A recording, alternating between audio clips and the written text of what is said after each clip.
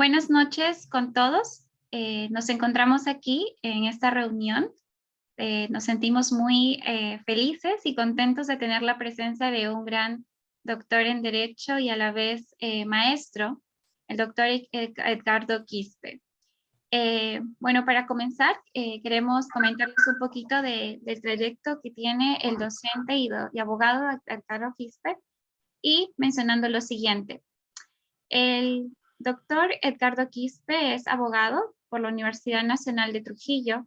Él también tiene un magíster por la Universidad Nacional de Trujillo.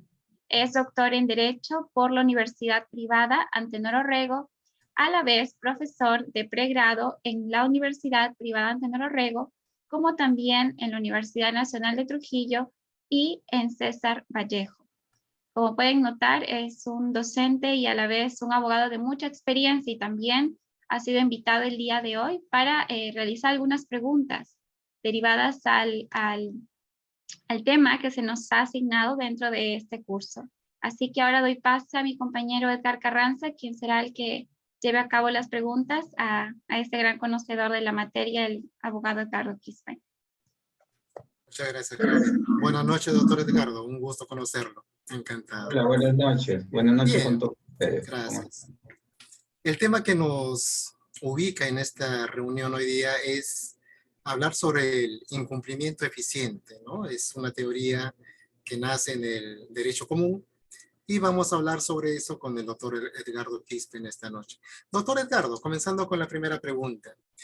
En nuestro derecho civil, ¿qué implica el incumplimiento contractual? ¿Cuáles son las sanciones que nuestro Código Civil maneja para el incumplimiento contractual como uno de los remedios para dicha figura jurídica?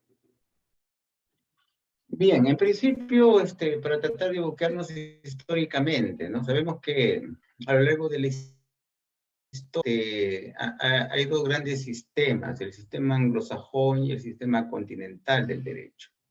Entonces, los orígenes de nuestro derecho tendríamos que ubicarlos en el derecho romano. Nosotros tenemos base romanista. Resulta que ese derecho romano que se extinguió en su momento con las invasiones bárbaras hacia aproximadamente siglo VIII, IX después de Cristo, volvió a revivir progresivamente a partir del siglo XII hasta el siglo XV. Ahí se gesta lo que se conoce en términos de derecho continental como el derecho común, dentro del cual posteriormente, con el desarrollo de los siglos, ya se va estipulando con toda precisión lo que conocemos como el nombre de derecho civil. Ahora bien, en ese contexto, ya que nosotros, por Roma, por la invasión romana a España, o Hispania, como se llaman, y la conquista que los españoles tuvieron con relación a nuestro territorio, obviamente nosotros tenemos esa cultura jurídica. De ese punto de vista, entonces, el derecho civil que se desprende históricamente del derecho de gente se caracteriza porque es un derecho codificado. Los jueces, como regla general en este sistema, no crean derecho, aplican el derecho que previamente está determinado. Pese a eso, ¿no? Cuando hablamos ya propiamente del derecho civil, tenemos mecanismos o alternativas ya modernamente hablando de lo que conocemos como el nombre de autonomía privada. Entonces, existen normas generales, pero a su vez existen también márgenes de maniobra que los particulares podemos usar. Desde este punto de vista, como regla general, todo incumplimiento debe, como regla general, repito, acarrear una sanción. Como estamos en el ámbito privado, la sanción no es como en el derecho penal que implica cárcel, ¿no?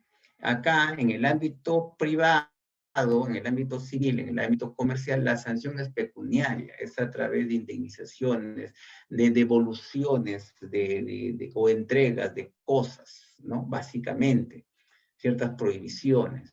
Entonces, en términos generales, un incumplimiento, ¿no? Puede traer, a grosso modo, en sentido lato, básicamente dos posibles situaciones.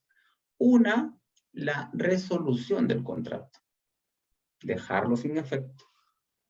La otra, eventualmente, puede ser al contrario, el exigir el cumplimiento de ese contrato, compeler judicialmente a la otra parte que desea que no lo quería cumplir, a cumplirlo, y en uno u otro caso, dependiendo si es que además ha habido perjuicio adicional, una indemnización por daños y perjuicios. Todo eso dentro del contexto general, ya en el ámbito de derecho de obligaciones, de lo que se conoce como el nombre de la teoría del riesgo. En la teoría del riesgo, si tú y yo celebramos un contrato, y ese contrato implica que tú y yo mutuamente desarrollemos conductas mías a favor tuyo, de los cuales tú eres acreedor mío y viceversa, esas conductas traen consigo aparejados un potencial riesgo de que no se puedan cumplir o se cumplan deficientemente por X o Y razones. Y ahí se desarrolla toda una serie de situaciones que ustedes, entiendo, han tenido que llevarlos en el curso de obligaciones, ¿no? Si hay situaciones imputables al acreedor, al deudor, a terceros, inculpe las partes, etc. Pero en buena cuenta, después de esta tediosa introducción que les he dado, básicamente hay las consecuencias del incumplimiento, a grosso modo, en sentido amplio, son la resolución del contrato, la indemnización por daños y perjuicios, o eventualmente la exigencia del acreedor para que el deudor que incumple de todas maneras lo cumpla, dentro del contexto de lo que se llama el interés del acreedor, porque hay que entender que el acreedor es aquel contratante que está interesado, o en un momento estuvo más interesado en que ese contrato se lleve a cabo y que las prestaciones se cumplan.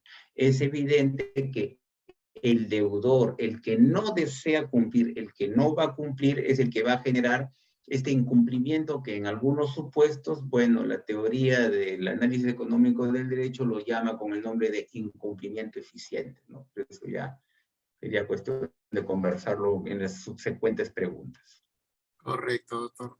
Entonces, digamos que para nuestro derecho civil implica, muy aparte del derecho contractual, un derecho de daños, el cual estaría implícito en el derecho contractual, algo así. Es que no siempre, porque eres que, a ver, te pongo un ejemplo sencillo. Tú me debes 100 soles, ¿de acuerdo? El hecho de que tú a mí me debas 100 soles, ¿no? A mí no va a ser ni fu ni fa si es que me pagas o no me pagas. Hasta es más, te lo puedo condonar la deuda. Correcto. Ya, perfecto. Pero ¿qué tal si es que tú eres un escultor famoso? ¿De acuerdo? Entonces, como escultor famoso, yo voy a inaugurar no sé, pues, un centro comercial, un hotel a todo lujo.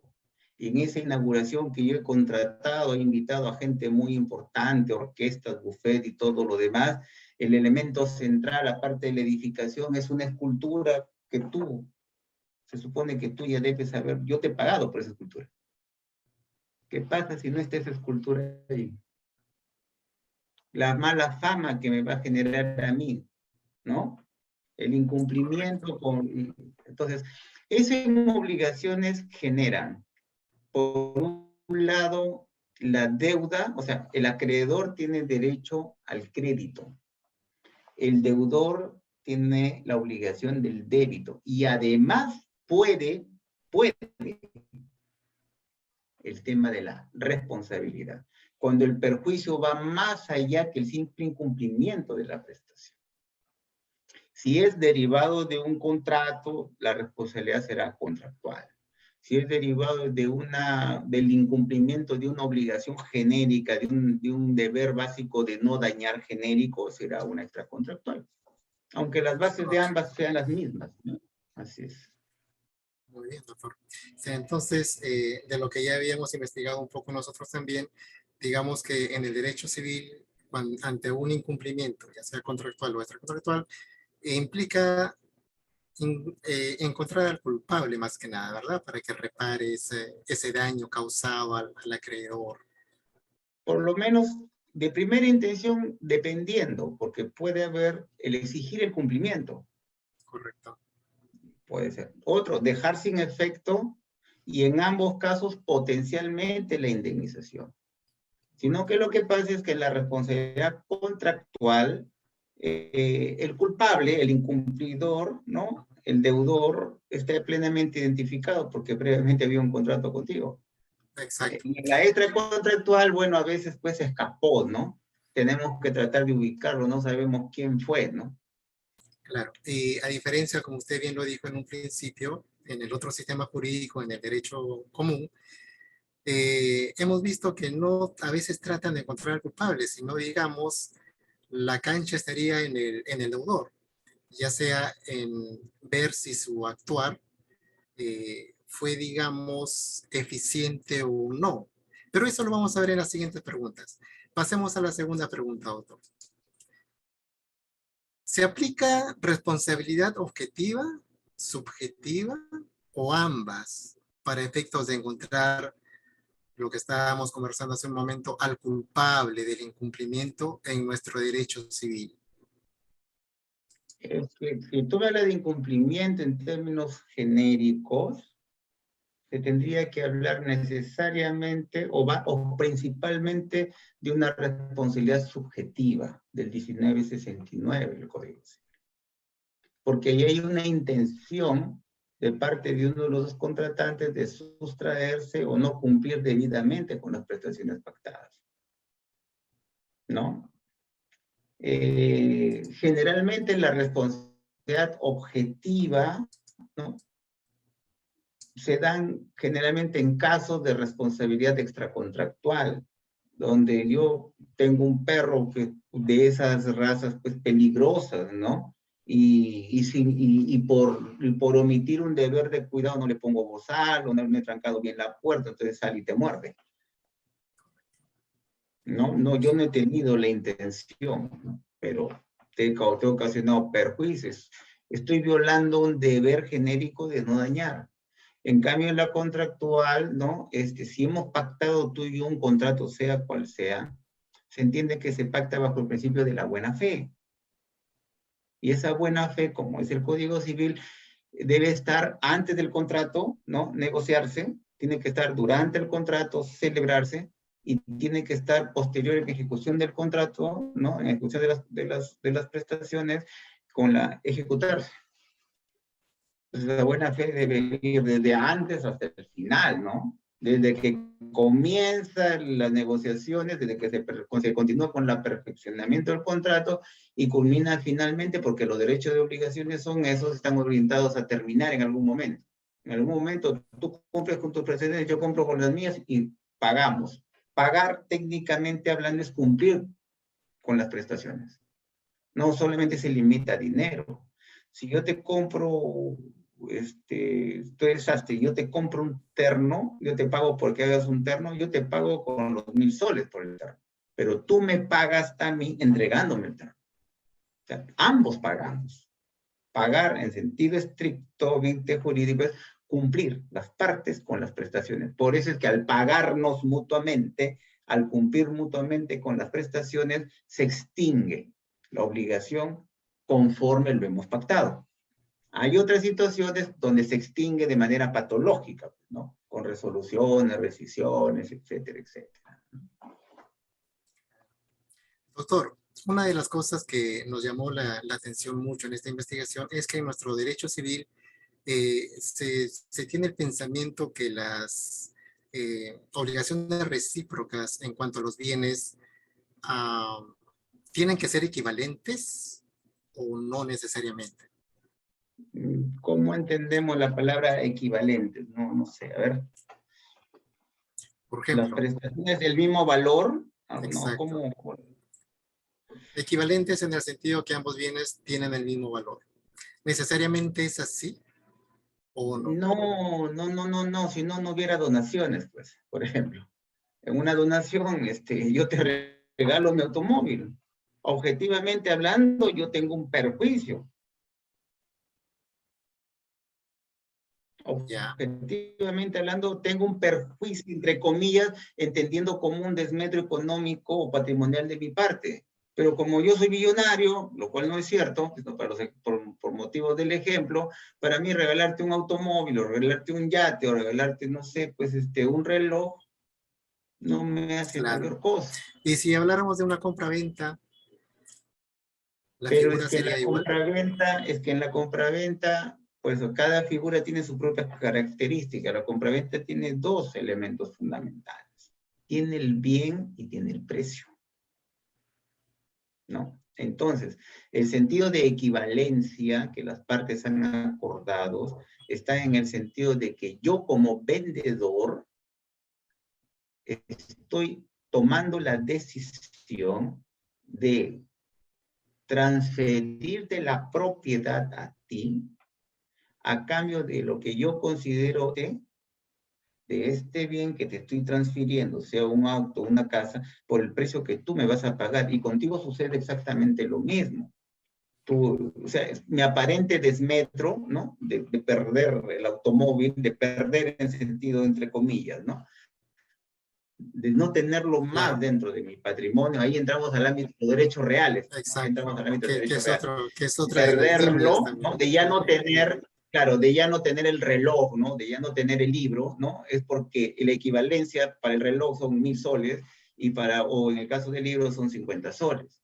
Que tú a su vez, esos 50 soles, en el caso del libro, entre comillas, los perderías, pero no, hay una relación de equivalencia, pero una relación de equivalencia desde la perspectiva Objetiva, si se de quiere decir, ¿verdad? una perspectiva, no, una relación de equivalencia, pero no matemática. Exacto. No matemática. No puede ser nunca matemática. En algunos casos sí, ¿no?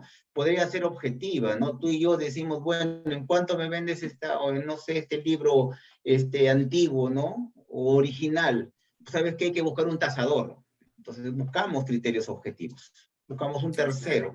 Ahí entramos al tema del bien indeterminado, ¿no? Con determinación del precio tercero.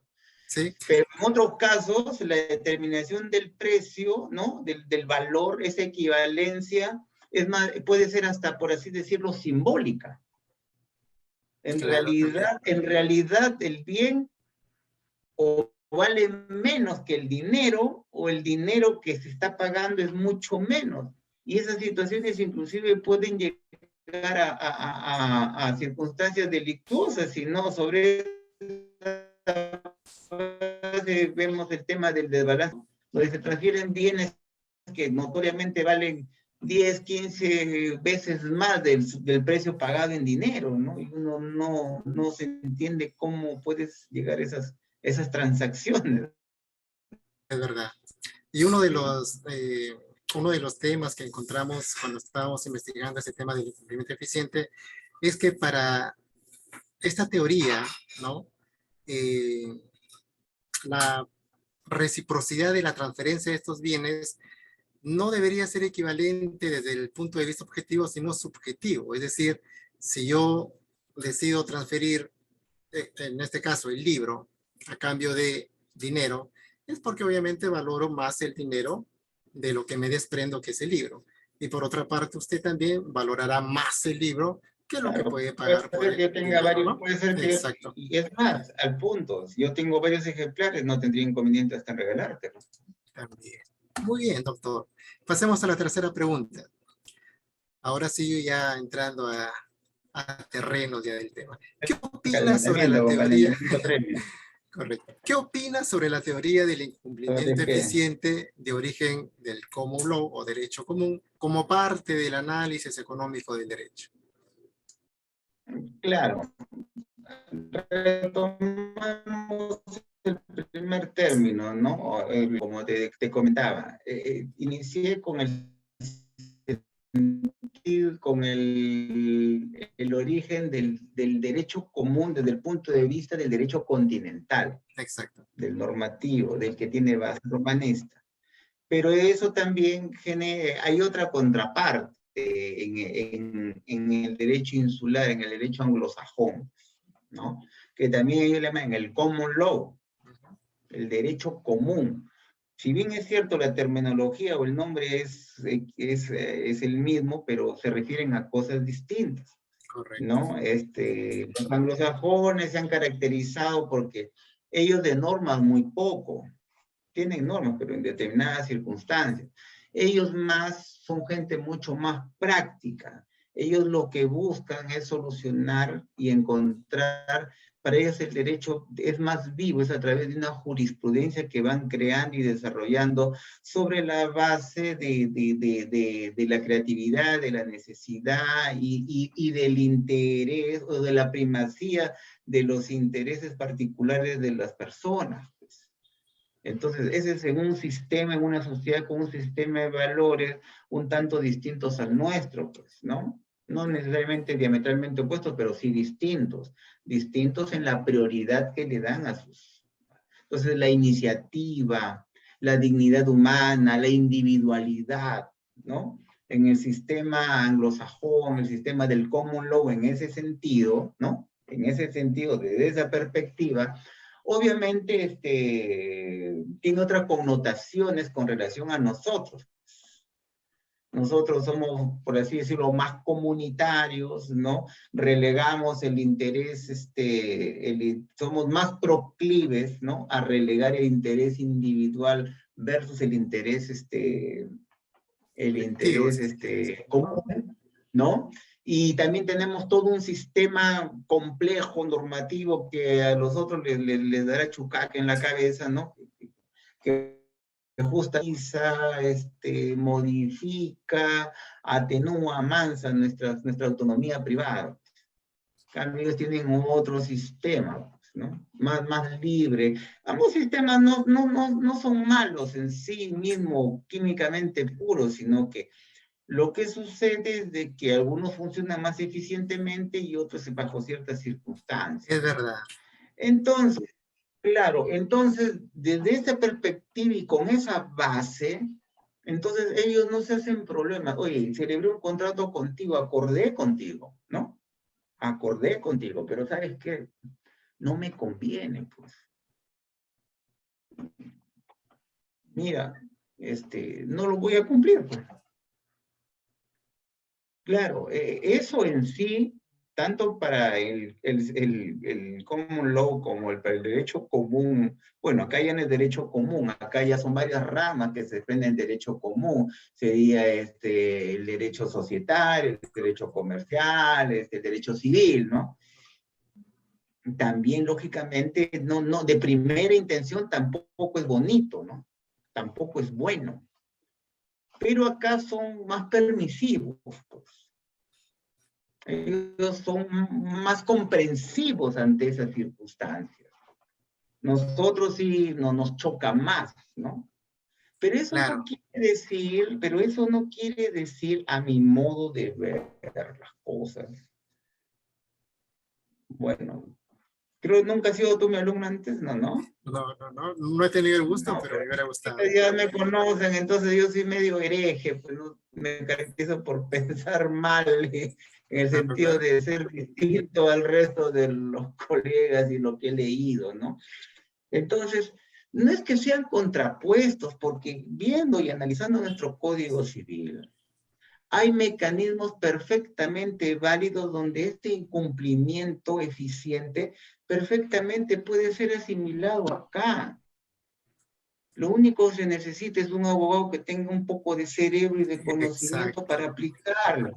Con una mente más abierta, tal vez. De sentido común, Exacto. que es el menos común de los sentidos, ¿no? Y lo vamos a demostrar, ¿no? Entonces, por decir, y siempre les pongo ese ejemplo a estos chicos cuando estoy enseñándoles contratos, parte general, contratos, parte especial, pero para eso, pues, esos cursos son aplicativos de personas, de actos reales, de obligaciones, o sea, tienes que saber de registros públicos para entender eso. Exacto. Entonces, tratando de entenderlo de esta perspectiva, supongamos, por ejemplo, en una situación químicamente pura, ¿de acuerdo? Yo quedé de palabra contigo en celebrar un contrato de arrendamiento. ¿Perfecto? Perfecto. Hasta ahí. Entonces, lo que vamos a celebrar y quedamos de palabra, así de palabra, ¿no? Detrás de cámaras es que hoy estamos en mayo, en junio celebro un contrato. Yo soy tu arrendatario, tú eres el arrendador. Perfecto. Tú me dices, pero Eduardo, pero seguro, hermano, confía en mi palabra, sí. A finales de junio celebro el contrato. Mira que yo tengo a alguien que me puede, ya, quedamos de 1.000 soles mensuales, 1.000 soles mensuales, pero mira que alguien me está ofreciendo 1.500. Te echa el arroz, sí o sí lo celebramos. Pero llega el momento, resulta, y acá el incumplimiento puede ser de tu parte o de mi parte. Por más que hayas quedado conmigo en 1.000 soles, hay alguien que te ofrece 2.000 soles, pues te brillan los ojos en la oscuridad, ¿no? Como dice una canción, como dice una canción de la salsa ¿no? Este, del Cano Estremera, Ok, ¿no? sí. Entonces, y o a mí también, ¿no? Puedo encontrar un inmueble mejor que el tuyo a menos precio del que quedé. Pero el problema fue que quedamos de palabra. Entonces, si yo te digo que ya no va, o tú me dices que ya no va a ser bien difícil que judicialmente accionar tú en mi contra y yo en tu contra, porque va a haber perjuicio, ¿no? Porque tú has perdido, ha habido pérdida de lo que se llama de la oportunidad, ¿no? Ahorita no se me dio el nombre, ¿cómo se llama? El El costo de costo de oportunidad, oportunidad, correcto. el costo de oportunidad que puede ser cuantificado, ¿no? ¿No? Entonces, pero el problema es que como no hay contrato, ¿no?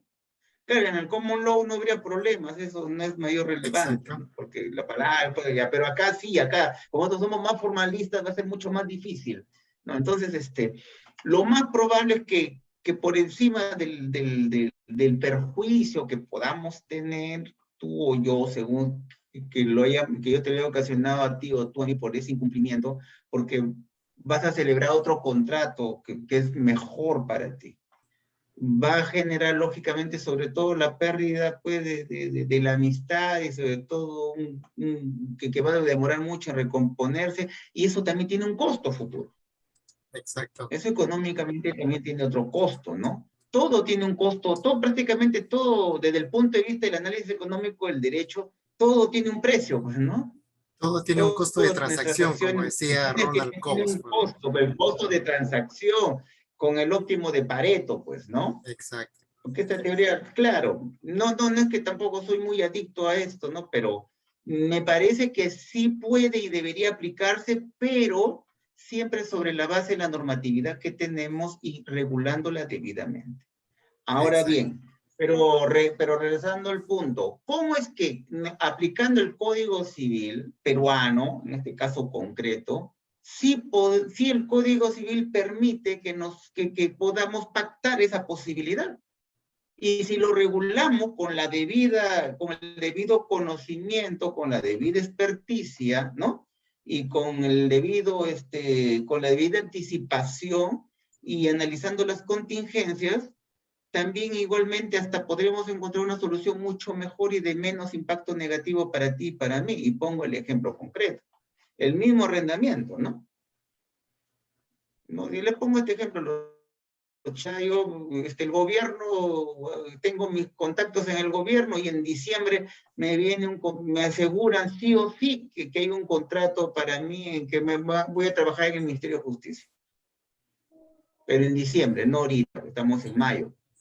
Si yo busco, pues, ¿no? Entre mis conocidos y encuentro, pues, te encuentro a ti de que tienes tu casa, pues, ¿no? Y te digo, alquílame tu casa. Tú me dices, ya, vente ahorita no, pues, porque ¿para qué voy a estar en este clima? No te voy a estar pagando por las puras junio, julio, agosto, septiembre, octubre, noviembre, diciembre, o sea, 6 meses por las puras. Yo te digo, necesito tu casa para alquilarla, pero no ahorita, sino en diciembre. Entonces, pero mucho tiempo. Muy bien. ¿Qué podemos hacer?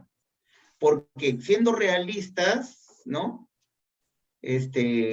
Tú puedes, para ese lapso de tiempo, tú puedes recibir mejores propuestas que la mía, o yo puedo tener una mejor propuesta que la que he pactado contigo y que generaría finalmente el incumplimiento eficiente, pues. Exacto. Ya, entonces, ¿pero cómo lo arreglaría yo? Sencillo, pues. Primero celebro contigo un contrato preparatorio. Fijamos la fecha. Acordamos tú y yo. ¿Cuál es tu nombre? Edgar Carranza. Eric. Edgar. Edgar. Edgar, pues somos tocayos, Edgar y Edgar. Edgar y Edgar celebramos el contrato preparatorio, que dentro de 5 o 6 meses vamos a celebrar el contrato definitivo. El contrato preparatorio está en parte general. Muy bien, ¿qué vamos a celebrar? Vamos a celebrar un contrato definitivo. Listo. Así, a grosso modo, es un compromiso de contratar. Llegado el momento, si es que mantenemos la figura que tú quieres irte por tu lado, yo me voy por mi lado, aplicando el incumplimiento eficiente egoístamente, o desde tu punto de vista o desde mi punto de vista, el perjudicado puede exigir ¿qué cosa? Que se cumple el contrato, ¿no? Pero de todas maneras tienes que cumplirlo, o se resuelve el contrato, y en ambos casos, adicionalmente, la indemnización por daños y perjuicios. Entonces, esa figura básica sería el equivalente a lo que hemos conversado antes. Es decir, Exacto. al hecho de acordar así, pero ya viene un contrato preparatorio, entonces ya hay un sustento, tanto para mí o para ti, ¿no? Para justamente poder accionar en contra del otro, en un sistema como el nuestro, que es más formalista que el otro. Sobre todo desde la perspectiva, ¿no? Digamos Pero entonces... eso no quita de que le podemos agregar, ¿no? Algunos elementos adicionales que de todas maneras no genere perjuicio, que no genere perjuicio ni para ti ni para mí, o en todo caso no genere el rompimiento de relaciones. Por ejemplo, le agregamos la cláusula de opción. ¿Una cláusula de penalidad podría ser ahí también? ¿Cláusula de penalidad? ¿Una cláusula de penalidad podría ser también? Pero a eso vamos. Primero la cláusula de opción. Miren, vamos por orden lo que la ley permite. Entonces, ¿qué permite? La cláusula de opción. A través de la cláusula de opción, la cosa es concreta. Tú me dices, Edgardo, me dices, ¿sabes qué? Celebramos el contrato en diciembre, a 6 meses, sí, pero ¿sabes qué? Con la opción de que si yo no quiero, me voy y no hay roche. Tú no me puedes demandar y ni nada. ¿Está bien? Pero yo también negocio contigo. Ya, está bien, pero siempre y cuando tú me hagas, cuando celebremos el definitivo, el contrato definitivo, me hagas una rebaja con relación al precio de mercado, pues. Mira, de que llegado el momento, tú me puedes dejar vestido y alborotado en el altar, pues. O sea, son parte de la negociación, ya, perfecto. Llega el momento, te da tu situación, quieres aplicar el incumplimiento eficiente, me dices, no lo celebro, está bien, no lo celebras, pero yo acepté eso, pues, yo asumí el riesgo. Puede ser que esa cláusula de opción sea recíproca, para ti y para mí, cualquiera de los dos. Puede ser de que le podemos agregar arras confirmatorias, por ejemplo. Por supuesto. Entonces, el que esté interesado en las arras, y ahí es donde las arras se convierten en penitenciales, que tendrían una función similar a lo que llamamos la cláusula penal, se comportaría como una cláusula penal. Entonces, en el contrato preparatorio, si tú eres el interesado o yo soy el interesado, tú me ofreces en arras una suma de dinero o un bien que lo valoramos en una suma de dinero. Tú me das $2,000, por ejemplo, o me das un perro, un gato, una cucaracha de $1,000, pero ya me lo das, pues. Ya, entonces, llegado el momento, ¿no? Llegado el momento, entonces, si es dinero, se le imputa el crédito. Y celebramos el definitivo. Pero si no, bueno, el bien, o bien lo transfiero a la propiedad o te lo devuelvo y me das el equivalente en dinero, pero se puede imputar al crédito, al monto final. Pero sea como sea, eso es lo que va a suceder al celebrarse el contrato definitivo. Pero, ¿qué pasa? Y ahí viene el tema. ¿Qué pasa si yo que te di los $1,000, yo te digo, no quiero? Esos $1,000 los perdí. Los llevas tú. Por el contrario, si yo te di los $1,000, ¿no? ¿Ya? Por ejemplo, si yo te di los $1,000 a ti, y eres tú el que me dices, por incumplimiento eficiente, yo no quiero, me las devuelves, dice el Código Civil, dobladas. Me hace acordar una anécdota de un compañero de salón que era medio torpe de entendimiento. Entonces el profesor le decía, fulanito de tal, cuando el código habla de arras dobladas, no se refiere a que lo doblas así, sino se entiende que son duplicadas en su valor, duplicadas.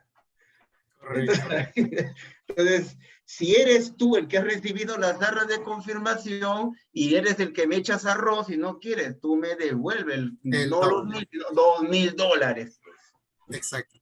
Ahora, esos montos, claro, si tenemos mayor serenidad, ¿no? Podemos en esas arras calcular, ¿no? Con mayor precisión, ¿no? Nuestros costos. Lógicamente, a ti te va a resultar mucho más conveniente dentro del incumplimiento eficiente pagarme los $2,000 que amarrarte conmigo en ese contrato definitivo. O en mi caso, me resultará mucho más conveniente perder los $1,000 antes de estar amarrado contigo en un contrato que ya no me interesa. Es algo así en cristiano, como le digo a los muchachos, es algo así como comprometerse a un noviazgo con alguien a quien se supone que la quieres en este momento, pero llegado el momento del matrimonio ya no la quieres o ya no lo quieres, pues. Correcto. Así es, así. Digamos que el asunto Y neurálgico, eso, todo doctor, esto, el Código Civil nos da las alternativas. exacto, Perfectamente entran. No hay mayor cosa. perfectamente cuadra. Digamos que el punto neurálgico en nuestro derecho civil, para ser un poco análogo al incumplimiento eficiente en el derecho común, es hacer un buen contrato en función de nuestra autonomía de la voluntad y pactar entre privados Y lo que la norma nos permite. con todas las consecuencias futuras que podrían haber, ¿verdad? Muy bien, doctor. Muy bien. Ahí es donde Pasamos. entramos los abogados. Exactamente, exactamente. Pasamos a la siguiente pregunta, doctor. En el derecho común se incentiva el cumplimiento siempre y cuando ésta sea eficiente económicamente hablando, ¿no? Para nuestro caso, en el derecho civil, ¿qué instituciones se afectarían o se sentirían afectadas, digamos, ante el incumplimiento eficiente del deudor hacia el acreedor? Más o menos para ir masterizando el tema. O sea, las instituciones no se verían afectadas. El que se ve afectado es el acreedor. Ahora, lo que debemos preguntarnos es ¿qué institución jurídica al acreedor para exigir Ya. el cumplimiento? Ahí aplicamos el 1219, los derechos genéricos y básicos que tiene todo acreedor. De exigir el cumplimiento, de hacer lo que se cumpla por parte de un tercero, pero que lo pague el deudor, ¿no? De reemplazarlo en sus derechos, ¿no? Vía de representación. Todos los remedios que están en el Código Civil. Así es, aparte, ¿no?, de los específicos, dependiendo de las figuras más concretas. El pago de arras, todo eso. Exacto. Sí. La última pregunta, doctor. Sí, claro. Según su experiencia y conocimiento, bueno, ya lo hemos conversado en parte, pero vamos a puntualizar, ¿qué derecho trata mejor contractual? ¿El derecho común o civil? Bueno, es que eso es bien difícil de responder porque, claro, es Son por la realidades distintas, naturaleza ¿verdad? de lo que ya estamos acostumbrados. Son realidades distintas. O sea, para mí, acostumbrado a este derecho, te puedo decir que mejor somos nosotros porque inclusive esta situación está prevista en la ley. Desde el punto de vista del common law, de un anglosajón, dirán, no, pues me aprieta demasiado, me asfixia. Sí, yo sé que está ahí, pero siento que me falta el aire. Es bien Exacto. difícil responderlo, ¿no? O sea, desde nuestras trincheras diríamos que nosotros, porque, claro, hay autonomía privada, pero lamentablemente, eso también hay que decirlo, nosotros en nuestro derecho no estamos acostumbrados a ejercerla eficaz y eficientemente, porque no la comprendemos, porque no la estudiamos, ¿no? Exacto. Y desde ese punto de vista no somos eficientes en aplicar esas herramientas que justamente están orientadas a que nos permiten volar, pero no queremos volar, o volamos poco, o volamos mal. Exacto. Es ahí justamente donde hay un verso, ¿no? Entre la eficiencia y la equidad. El derecho civil se orienta más a la justicia, a la equidad, pero el common law pues siempre busca el beneficio, la eficiencia, hablando en términos Claro, pero económicos, también ¿verdad? dentro de sus márgenes de justicia, obviamente, ¿no? Si no, Correcto. porque es que ellos son más orientados a la palabra, ¿no?